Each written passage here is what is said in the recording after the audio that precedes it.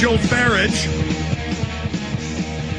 member of the European Union Parliament from England, also the head of the UK Independence Party, one of the fastest growing parties in the UK. He just resigned from that position so he can run against someone in higher office. He'll explain to us all the intricacies of that. But we're very, very excited to have Mr. Farage on with us. Thank you for joining us. Thank you very much indeed. The website is UKIP.org, or UK Independence Party.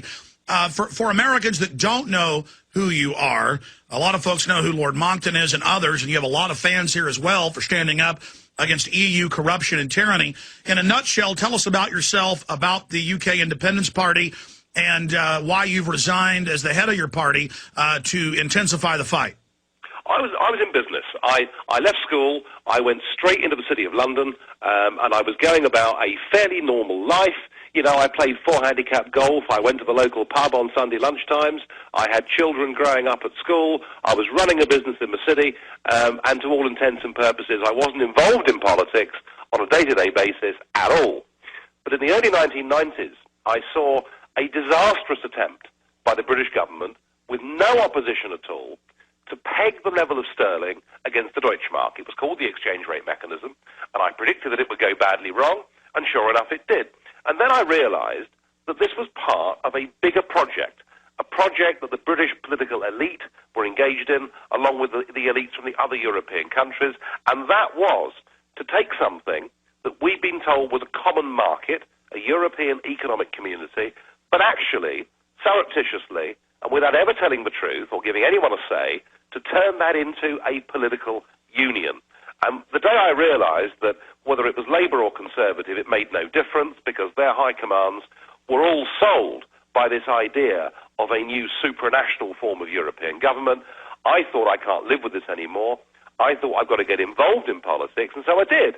And so about 12 of us sat in a room in the early mid-1990s, and we formed the UK Independence Party. And our battle is, you know, we want to be friends with our European neighbours. We want to trade with them. We want to cooperate with them. We're quite happy for people from Paris to work in London and vice versa. What we don't want is for the situation we have whereby 75% of our laws that are made every year are made in foreign institutions. And so through the 90s, this became kind of a crusade for me, I guess. And in the end, I was elected to the European Parliament in 1999. We were still then a very small party, but the things that we've been saying are now really hitting home with the British public. And in the European elections this year in June, UKIP, UK Independence Party, came second across the entire United Kingdom. So that's, you know, a fantastic rate of progress. We've got the British public with us. We're educating them. They're coming on side with our point of view. Difficulty is, I find myself now leading the opposition group in the European Parliament. I've got 33 MEPs from several different countries who've got the same opinion. So I am the voice of opposition inside this European Parliament. But I was also having to run UKIP in the United Kingdom as well. And given that we've got a general election coming up in about 6 months' time, the prospect of running a group here and of leading a campaign with 550 candidates for the national parliament, you know, the party's outgrown one man doing it. So I've stood down as leader of the National Party. I'm staying on for the moment as leader of the group in the Parliament, and I'm breaking with what's supposed to be a convention, and that is that the Speaker of the House of Commons, and any of you that watch Prime Minister's Question Time, you know, the great Punch and Judy show that we have in Westminster once a week, will see there's a guy in the chair who's the Speaker. Well, the new guy we've got, I consider wholly unsuitable, and in previous times, he was always re-elected unopposed, but I'm now taking him on, and I'm fighting him for his Westminster seat in the next general election. So you are boldly taking action, and you've been very successful in business previously, did great in college, you know, had a successful business career. You were forced to go into this, extremely eloquent. You absolutely just have devastated Van Rompuy and Gordon Brown in the European Parliament. The papers in Europe really are singling you out as the leading force, energizing people from across Europe that know that the European Union has become dictatorial If nations vote to get out of it, they just expand it. They've lied in England. For those that don't know, please enlighten our audience. Saying that the British people would get to vote on whether or not they went under EU control, but that's being done by stealth, just like the United States is being brought into the European Union sway through agreements and through the North American Union agreement of the SPP. We have the SPP documents where they talk about this being done by stealth. We have the Club of Rome documents. We have the EU documents. We have Von Rompuy now saying it's a global government. I mean, this really is a group of would-be dictators. And so your fight on the continent against this is so important when we have UK polls of over 80% don't want to be part of the EU, but still England is being sucked by this octopus in. Break this down for us, European Union Member of Parliament, Nigel Farage. Yeah, I mean, what's happening in the European Union is not happening in isolation. We have a political class across the world that are basically aiming for a form of global governance. You know, if you don't believe me, look at what's happening as we speak in Copenhagen. I mean, what's happening there is governments are sitting around a table trying to sign us up to treaties on a very, very questionable concept of global warming caused by CO2 emissions. But if they get these deals, in theory, you know, we're bound for the next 20 or 30 years, and it doesn't matter who we vote for. And my take on this is that the real battle that is going on in the Western world right now, it's a battle of democracy versus bureaucracy. And the bureaucrats and our arrogant politicians at the moment have got the upper hand. But where we're starting to win with public opinion.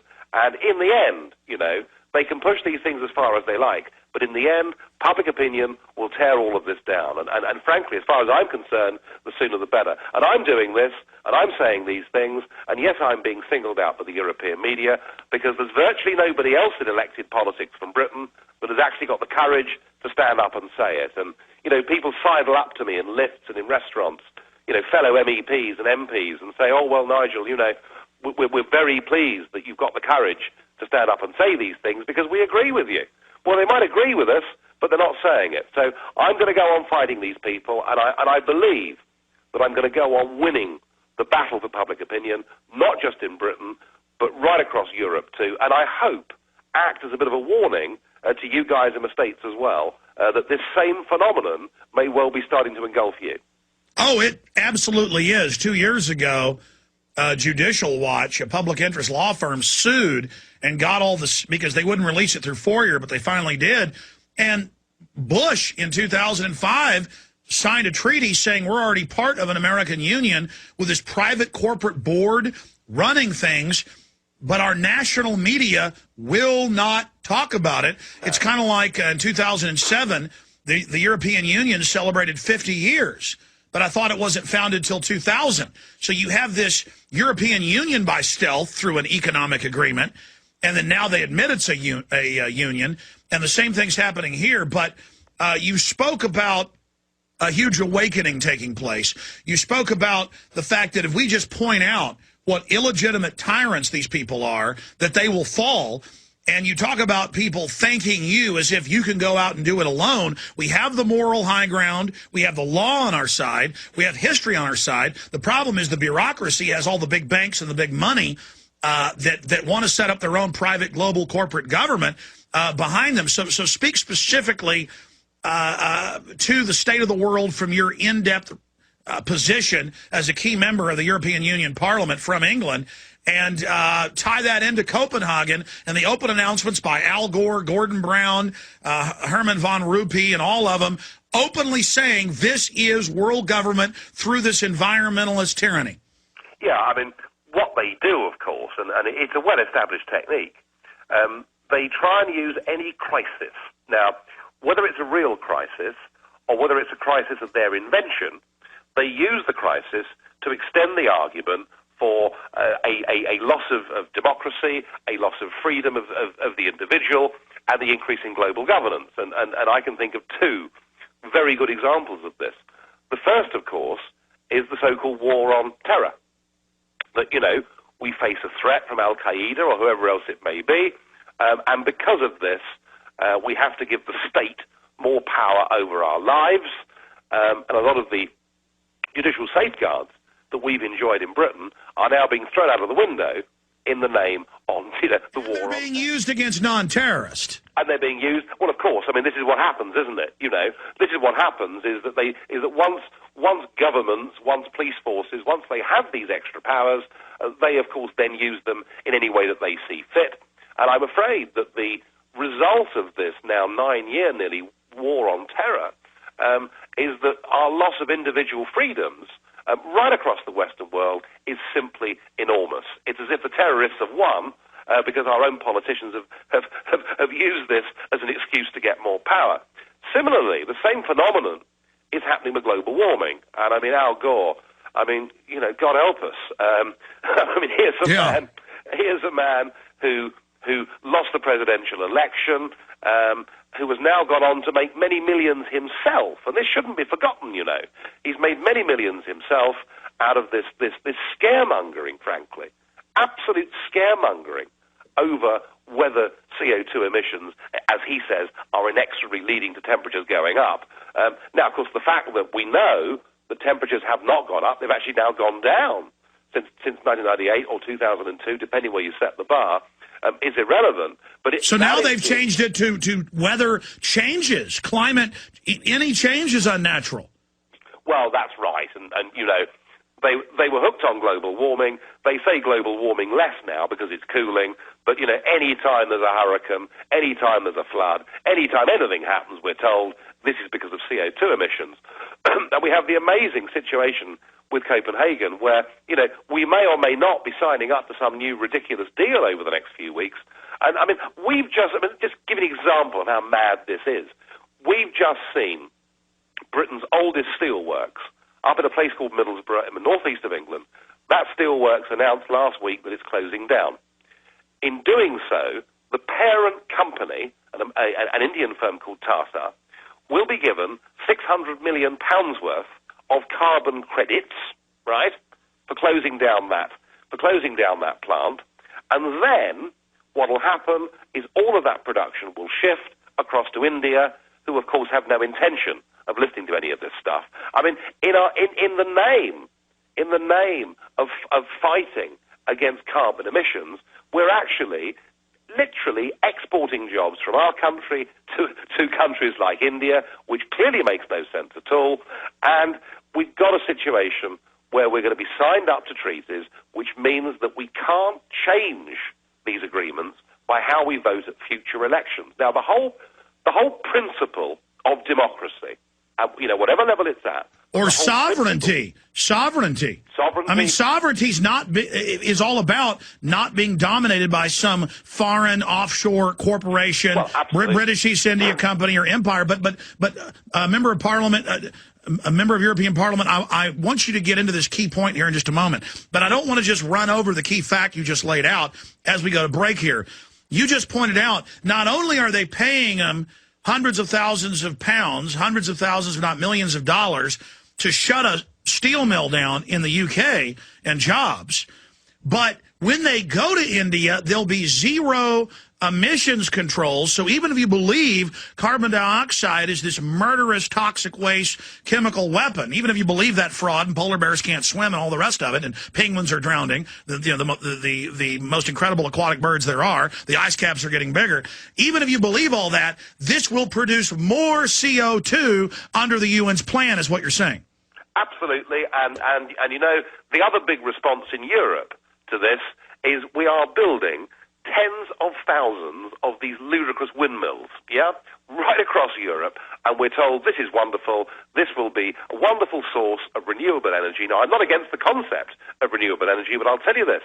In Germany, they built 19,000 wind turbines, but not a single coal, oil, or gas-fired power station has closed down, because in the depths of winter, when a big anticyclone sits over northern Europe, not a single one of those 19,000 wind turbines moves round and produces any electricity. Even if cutting carbon emissions was vital to the environment, the way we're going about it is mad, bad, and wrong. Well, it's absolutely. We're going to break. We'll come back and finish the point I interrupted you on. But it's not, a windmill's fine on your house, because you don't have power loss down the lines. I have family that works in different power stations here in Texas. You lose tons of power down line. You have to have incredible power just to get it to places. The power's too low from windmills to let you transfer it and transport it, so you lose most of it. It's very wasteful. We'll be right back. Nigel Farage is a member of the European Union Parliament, hailing from England, and he is now running for the Parliament as well in England. And we've got him for another 35 minutes with us. We really appreciate him joining us. He's a very busy man. Okay, sir, I interrupted you when you were getting onto the point about the fact that this is dictatorial. And then I wanted to ask you, are we beginning to get headway? Are we winning? And being around these European Union members for close to a decade, I mean, they're openly on television saying dictatorial world government. What do they say behind the scenes? Go ahead, Mr. Farage. Right. Let's just consider what the concept democracy is. Now, there's an old saying, an old Westminster saying, and I'm going back now to the English Civil War in the 17th century, right? And the whole point about electing people to our House of Commons, to our Parliament in Westminster, was that no Parliament may bind its successor, all right? Now, that may be old-fashioned English, but what it actually means is there's nothing in a proper democratic Parliament, there is nothing that one government or one Parliament does that cannot be undone by any successive government or parliament, right? That's why we have elections, for goodness sake. Now, the whole point about European Union, for example, is we currently face a mass of regulations that are going to do severe damage to the City of London, to our financial services sector, where I spent 20 years of my working life. And once those regulations have gone through, it won't matter a damn whether David Cameron becomes the Prime Minister or Gordon Brown gets re-elected, because there's nothing we can do as voters in Britain to change those European laws. So that is an absolute, total denial of democracy. And it turns your parliament into a vestigial, ceremonial dress of the European Union. Yeah, the whole thing has become a complete charade, because 75% of our laws are made somewhere else, and that's before they got this new European Constitutional Treaty passed, and now we're told that even in areas like foreign policy, we can't do our own thing, we'll have to do it at a European level. So it is literally, being part of a European Union, this European Union, is the death of democracy. I believe the very same principles apply to these agreements that started back at the time of Kyoto and could be coming out of Copenhagen over the next period of time. Because if we sign up to a series, if Obama signs up and if Britain signs up to a whole set of targets 20, 30 years hence from now, then by definition, you've broken that principle of no parliament may bind its successor. Now, of course, we're always told that, we have to operate together, we have to operate at a European level or a global level to deal with the CO2 crisis or the war on terror or whatever else it may be, but that is a complete denial of democracy. And I've been fighting and making these points, and during the last few years, we've had the French in a referendum say no, we've had the Dutch in a referendum say no, we've had the Irish in a referendum say no. The British, of course, who were promised referendums all the way through, have just been denied them. But as I start to make these arguments, I can see the fear in the eyes of the leaders of this European Union project.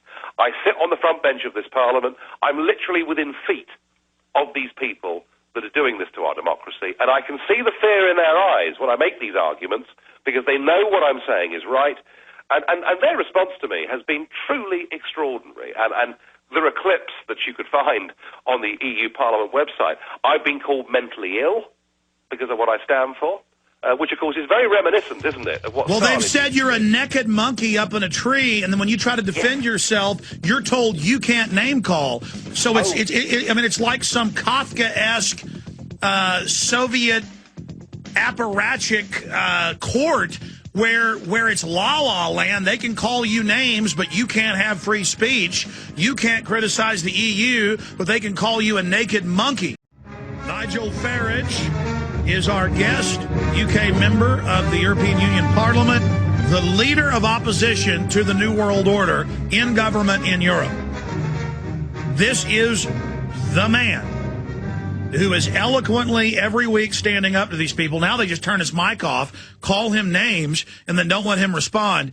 The United Nations all over Copenhagen has their armed police on the streets declaring it a UN zone. At accredited press events, if you ask Al Gore or the IPCC head about ClimateGate, you are drug out at gunpoint. I mean, these are authoritarians. These are the children of Joe Stalin, of Mao Zedong, of Adolf Hitler. And when I say that, I mean it. I've watched them. They want control, and they want to squash all dissent. Nigel Farage, you've been around them for 9 years with these vipers. How would you describe them? They are truly dreadful people. I don't by that mean I disagree with their point of view. They are truly dreadful people. They will stop at nothing to get their goal. I remember a nice little anecdote. On the night of the Dutch referendum a few years ago on the EU Constitution, and the result came out, and 2/3 of the Dutch had said, no, we don't want this. And I was with about 50 skeptics in the European Parliament, in the members' bar, having a bit of a party, celebrating what I hoped would be the triumph of democracy over bureaucracy. And at that moment, a German MEP, a guy called Mr. Leinen, walked past me. And he'd been one of the authors of this constitution. And I said to him, oh, Joe, I said, do you want to join us for a drink to celebrate democracy in the Netherlands? And he looked at me. He said, no, I won't accept your drink. He said, and anyway, you enjoy your little victory tonight. He said, we have 50 different ways to win. And it was chilling, because it just about summed it up. There is literally nothing that will stop these people from achieving their goal. They are fanatics. You know, we got rid of Mussolini and Hitler. We got rid of what was seen to be those extreme nationalisms. Well, we've got a new one now, and it's called the European Union, and it's every bit as dangerous as those things that went before. I was reading the Treaty of Rome, 1957, that really established the EU. It states that by stealth. And they talk about, oh, we've learned from Napoleon and Hitler not to do this militarily. We're going to do this via bureaucracy and taxation and creeping. This is a premeditated system funded by mega-rich that want monopolies, using communists as their henchmen who just want a piece of the middle class's pie. I mean, this is a truly piratical group from my study who know they're criminal. I mean, this is a very wicked group. How many of them are just true acolytes who believe in collectivism, and how many of them are true pirates? Well, that's always a tough one to answer, but I can tell you. I mean, you know, we've had, for the last 5 years, one of the European commissioners, a man from Hungary, Mr. Kovacs, who was for many, many years the right-hand man of the dictator, Mr. Kadar, in Hungary, a fully paid-up member of the Soviet Communist Party. He's been an EU commissioner for the last 5 years. Directly for the Soviets before the wall came down. Sir, can you start over? Something cut out your phone line. Go back to the communist commissars now in the EU. Yeah, of the 27 EU commissioners that we have now, and these are the people with the real power in Europe. They're not elected, they're appointed, but these are the people who have the sole right to propose legislation that is effective in all our countries. 6 of those work directly for the Soviet communist regime before the wall came down. And that isn't going to improve particularly, because we've got Mr. Van Rompuy, who's going to take over as the European president. But the new foreign minister that's taking over is a lady called Baroness Ashton from Britain.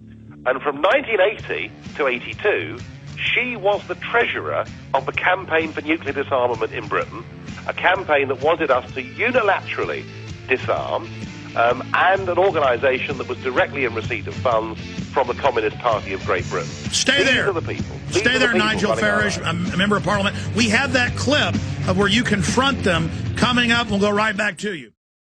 I thought this was going to be a big, proud moment. I mean, it's taken you 8.5 years of bullying, of lying, of ignoring democratic referendums. 8.5 years it's taken you to get this treaty through, and on the 1st of December, you will have it.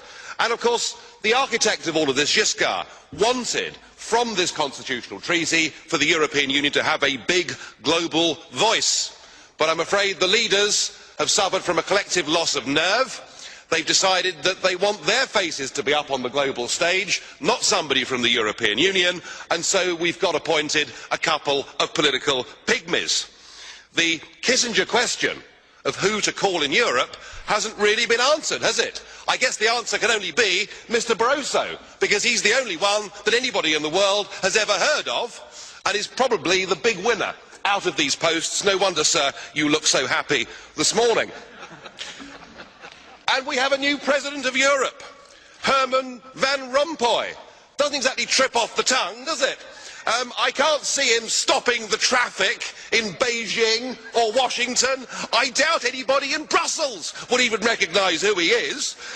And yet, he's going to be paid a salary that is bigger than Obama's, which tells you all you need to know about this European political class and how they look after themselves. But at least he's an elected politician, unlike Baroness Cathy Ashton, who really is the true representation of the modern day political class. In some ways she's ideal, isn't she? She's never had a proper job and she's never been elected to anything in her life. So I guess she's perfect for this European Union. Excuse me, Mr. Farage. Yes. I would like to put down your postages. You made your presentation. Right, okay. Is Just enough for calm us. down, chaps. Okay, Calm down, chaps. please continue. Calm no. But, I mean, she's never been elected to anything, and no one knows who she is. Even the Prime Minister was talking about Baroness Ashdown as opposed to Ashton. I mean, no one has ever heard of her. She's even less well known than Herman Van Rompuy. I mean, that takes some doing, doesn't it? She's risen without trace. She's part of this post-democratic age. She married well. She married an advisor and a friend and supporter of Tony Blair and got put in the House of Lords. When she was in the House of Lords, she was given one big job, and the job was to get the Lisbon Treaty through the House of Lords, and to do so pretending that it was entirely different to the EU Constitution. So she's good at keeping a straight face, and she vigorously crushed any attempt in the House of Lords for the British people to There have a you referendum. go. He's about 5 feet from her, telling her to her face. Then the current head, the sitting chair of the EU, shuts him down, tells him to shut up, and then turns his mic off and cuts to the head of the Poland delegation to call him a bare-butted monkey. And then they tell him, you're not allowed to call names, which he's not doing. He's exposing their fraud. But then we're allowed to call you names. European Union Member of Parliament from the UK, or UEP, Nigel Farage, is our guest. Thank you so much for being on with us, sir. Tell us about that little exchange, because it continues on for some time. It's up on the UK Independence Party website, UKIP.org, if folks want to see the full 30 minutes of it. It's a classic exchange. I mean, okay, you know, my tone maybe somewhat cutting or biting or sarcastic, but I didn't say anything that wasn't 100% true, and I didn't use language that was abusive or wrong or foul. I merely pointed out that Mr. Van Rompuy was a bureaucrat and that Baroness Ashton had these very worrying links, in my opinion, with the campaign for nuclear disarmament, which was being funded by the Soviets, and for that, I was told by the President of the European Parliament that what I'd said was unacceptable, that it simply wasn't right that I should behave in this way. And whilst I was speaking, I was being jeered and barracked and abused. I mean, that always happens now, every time I get up to speak. Yeah, we can hear lots of chanting, but we can't make it out. I mean, were they just hissing and cussing, or...? Yeah, they shout and they scream and all the rest of it. But, I mean, I guess all that what you really get from the microphone is me. But, no, they're always very abusive towards me. But it's perfectly okay for them to say that I'm mentally ill. It's perfectly okay for them to call me a monkey. It's fine for them to say that if people support Mr. Farage, it will open the door to fascism. I mean, they can, there is no term of abuse that these people will not sink to battle against those of us that are arguing for democracy and are arguing for people to have their own voice and to say what they want to say. And in fact, after that exchange, I was called up to meet the President of the Parliament at 5 o'clock that night. And it reminded me of being in trouble at school and having to go and see the headmaster, and you wait outside the study. And I went in and I said, look, there's nothing I said or did here that could be deemed to be unparliamentary or wrong in any way at all, was there, Mr. President? And he said, well, you called them pygmies. And I had trouble not laughing and wetting myself. I said, but surely, to call people pygmies, I mean, I said, they're not exactly giants, are they? I said, in future, I'll call them Lilliputians if that makes you happy. When it came to it, there was nothing they could say. I am not abusive, I am not foul-mouthed, I am not rude, and I'm 100% factual. And it reminds me, Alex, of a time 5 years ago when I revealed to the Parliament that the French commissioner had in fact been convicted of embezzlement in the year 2000. Yeah? And I revealed this to the Parliament. Well, it was like a hand grenade had gone off. They all stood up and they abused me, and point of order after point of order was made. The Parliament was told, wasn't it terrible that Mr. Farage had behaved like this? Somebody else said I'd behaved like a football hooligan, which I took real exception to. I was told by the then President of the Parliament that I should withdraw my statement so that it could be expunged from the record, or face the full legal ramifications of what I'd just done. I mean, and of course, nothing happened because it was entirely true. The bloke had been convicted of embezzlement. But this is what you're up against here. Continually, they throw the abuse at us, and we fight back with fact.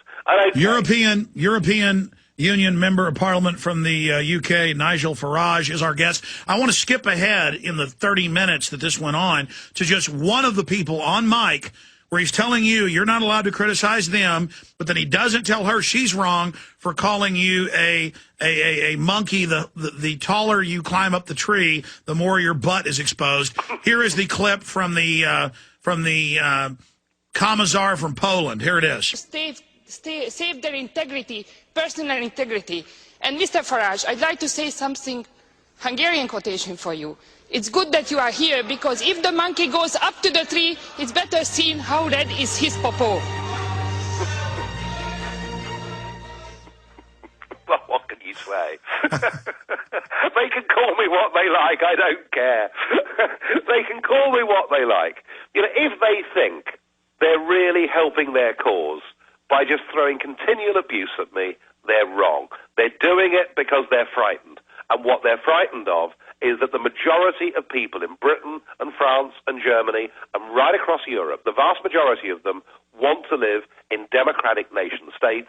They do not want this. Absolutely. I mean, the statements you're making, I mean, you're clearly in the right. All of us for liberty and sovereignty and true free republics, representative democracy, we're in the right, they're in the wrong. And for decades, when we would try to cover the plan for the European Union to go global, when we would read official UN documents calling for global government, global governance, the media would call us kooks and nuts, trying to keep people from having a real debate. But now that their system's out in the open, it's actually backfired on them, because hundreds of millions of people have learned about the New World Order, were told it didn't exist. Now they're admitting it exists, but saying it's good. And you talk about the fear in their eyes. I'm seeing that here. And they beg us. They go, please don't talk about how we're tyrants. Please don't talk about how we're undemocratic. Please don't talk about how we're robbing people and want socialism. Please, please, please, because people will think you're a kook. No, they're begging us not to stand up against them. Your comments on that? Well, we've got to stand up and fight.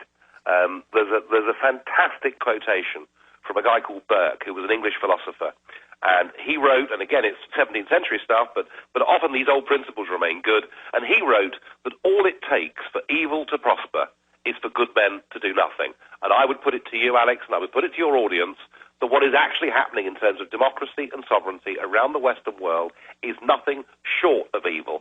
And it's our duty to stand up and fight for this. Do you know, those that went before us in previous generations, they had to fight it out in muddy trenches in northern France, and in many cases give up their lives to have democracy, freedom, and self-respect.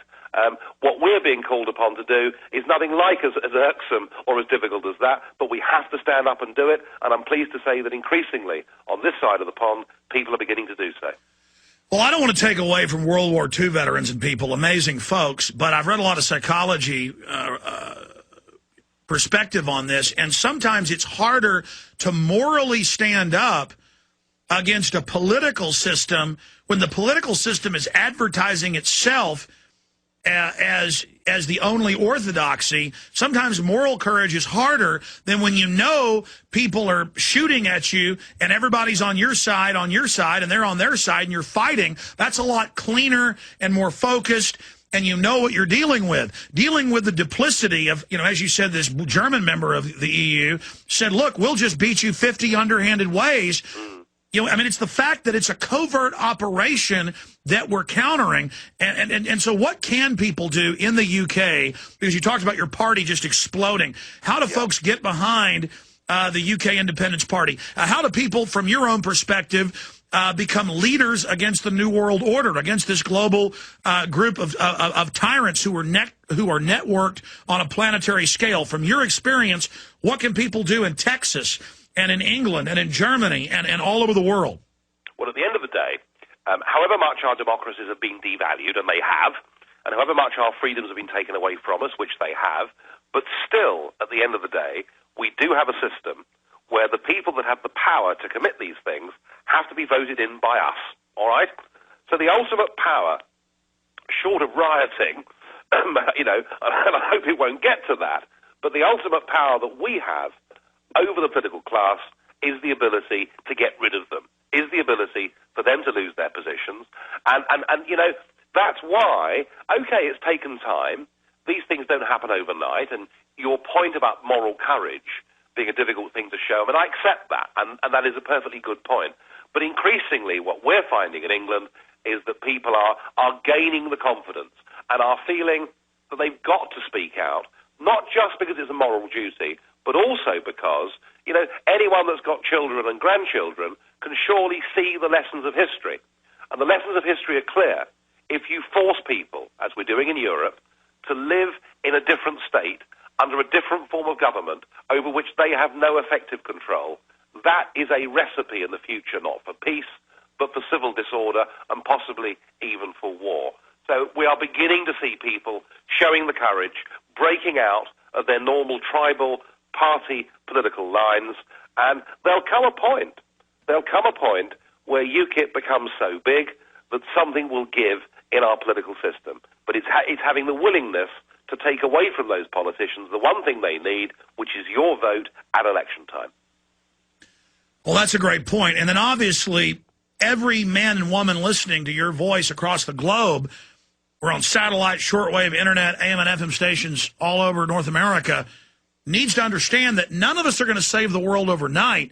It's everybody doing a little bit to educate someone, to explain to them about the unelected tyranny of this global corporate system that's been set up, and to understand that, as you pointed out, Mr. Farage, that every generation has to face tyranny. And the tyranny we're facing is cloaked in respectability, cloaked in Madison Avenue public relations propaganda, but is even more deadly than some of the past corruptions that we've dealt with, and that people had better get moving against this now. Yes, they've got to get mobilized. And your point is right, that really successful revolutions happen, and real momentum happens by many tens of thousands of little things happening. And, it's people talking to each other at the golf club or in the local bar or wherever they go and meet people, or, over Sunday lunch with the family. It's lots of little conversations that develop momentum and make a real difference. And I'm absolutely convinced of that. And I'm also convinced that across the Western world, there has never been less confidence in our traditional career politicians. So I think the mood is ripe for it. And I think that people are beginning to realize that this stuff is now affecting them directly. I mean, look, whatever they sign up to in Copenhagen next week affects every man and woman in England and in the USA, because what they're going to do is they're going to tax us more and continue to export our jobs to India and places like that. So I think this stuff is beginning to hit home. I think it's why we're beginning to win the argument. But, I mean, hey, there's no room for complacency. We've got a long, long way to go yet. Absolutely. They can't win unless we just sit down and shut up, because They always create the crisis or use a crisis to get more power. The crisis gets worse, then they use that to get more power. If we just point out that they are the main progenitors of our deindustrialization, the dependency, the welfare, the open borders, all the problems, there's no way they can stand if we just stand up like the little boy saying the emperor is wearing no clothes. In closing, in the last 5-6 minutes we have left, and we're very appreciative in your busy schedule, sir, specifically with the Copenhagen Greenhouse Gas Initiative, it looks like this agreement's falling through, but they will agree to meet again in Mexico City. And Obama has said, I don't care if Senate won't ratify, I'm going to implement through the bureaucracy. Same thing Gordon Brown and Tony Blair have done with EU expansion. How do you counter the lawlessness of the bureaucracies, of the prime ministers, of the presidents, and their bureaucracies who don't care even when the elected bodies do the right thing? I'm afraid I remember very well when Obama was elected, and it was seen in England like the second coming of the Lord. You know, all the media, wasn't it wonderful? And I was on a big TV show, and I was asked my opinion, and I said I was very concerned about many of the things that Obama stood for, and I was somewhat vilified at the time for that. But I think Obama's response to Copenhagen, I think Obama's attitude, you know, towards your own parliamentary bodies is quite extraordinary. And I think this marks Obama out to be, frankly, and I don't come on this show to offend Americans, but I honestly think that Obama is a very dangerous man who doesn't really, truly believe in democracy. And I would have thought that if this is how he's going to behave as American president, then it is your duty as Americans, if you believe in democracy, and if you believe, as I believe, in the principle that, you know, no parliament may bind its successor, and that the job of parliaments is to hold the executive, in your case the president, to account, then you've got to jolly well make sure that he doesn't get re-elected for a second term. It's just as simple as that. Absolutely. In the 3.5 minutes we've got left, sir, I just want to encourage people to go to UKIP.org, UKIndependenceparty.org, and learn a lot more, and certainly set up our own sovereignty groups outside of the Republicans, because just as Mr. Farage talks about both the big parties, Labour and Tories, being controlled over in England, our two parties are controlled. Obviously, things are moving quicker right now under Obama than they would have under a Republican administration. But regardless, it's Tweedledee and Tweedledum. Everybody needs to mobilize, as Lord Monckton's talked about, a worldwide freedom party in every nation saying we want sovereignty, we want free market, we don't want to be run by a bunch of bureaucrats. In closing, sir, any other points you'd like to make, any other information you'd like to relay about EU expansion? One question I had, I saw press reports about multiple nations are threatening to pull out of the EU. So the EU is collapsing even as it tyrannically expands its Lebensraum. Yeah, I mean, just at the very point where they get their constitutional treaty through, where they get their president, where they get their foreign minister, where they get total power over the member states, even at this very point, it's becoming clear that the electorates of the member states don't want it. It's becoming clear that countries like Greece and Ireland, which mistakenly joined the monetary system and took the euro as their currency, now find themselves in an impossible position and with nothing to do. And I would just say this. You know, if you look through history, there is no example of any free people willingly giving up the right to govern itself. And yet what has happened to us in England is we have been betrayed by Labour and Conservative politicians successively over the last 40 years, to the point where our Parliament has become nothing more than a charade. And I will go on fighting, and I will go on standing up, because I believe that the best people to govern Britain are the British people themselves, and I want my 4 kids to grow up in a country that they can call their own. And I believe this is a great historic battle, and we are going to win this battle. Well, sir, obviously you're all over radio and TV in the UK. You don't need much of our help, but we do have a large internet audience and satellite audience in the UK. Specifically, there's a lot of folks probably never got involved in politics, but they're now. How can people help you get elected to the UK Parliament? If they want to help me in any way they can, go to UKIP.org, go to our website, register with us, and say to yourself that you're going to give a little bit, just a little bit, of your time and money to fight to get the independence, the sovereignty, the self-respect and pride of the United Kingdom back. As I said earlier, the sacrifice I'm asking you to make is as nothing compared with that your grandfathers and great-grandfathers had to make in 2 world wars. We're doing this because it's right.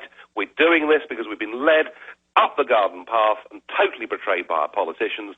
This is the fight back. It's real. It's happening. Get on board. Well, it was Cicero who said that, to paraphrase, the enemy that comes to your gate openly with their banners is not the real threat. It's the traitor within who knows your language, who knows your customs. And so, again, whereas machine guns firing at our ancestors was a terrible thing, and they were very noble to fight, it's this creeping death that's so hard to deal with.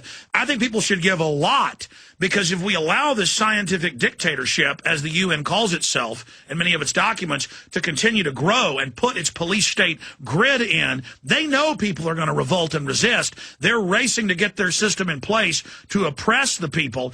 And thanks to leaders like yourself, Nigel Farage, the UK member of the EU Parliament, we have a fighting chance, because we know you there in Airstrip 1 are on the front lines against Europe, who is setting up this planetary world government, this dictatorship. So again, UKIP.org. Let me say bye to you during the break, and we'll let you go, sir. But thank you very much for spending time with us. Thank you. Not at all. Not at all. Extremely powerful. UKIP.org. Get behind this fight as we're allied against the New World Order. We'll be right back.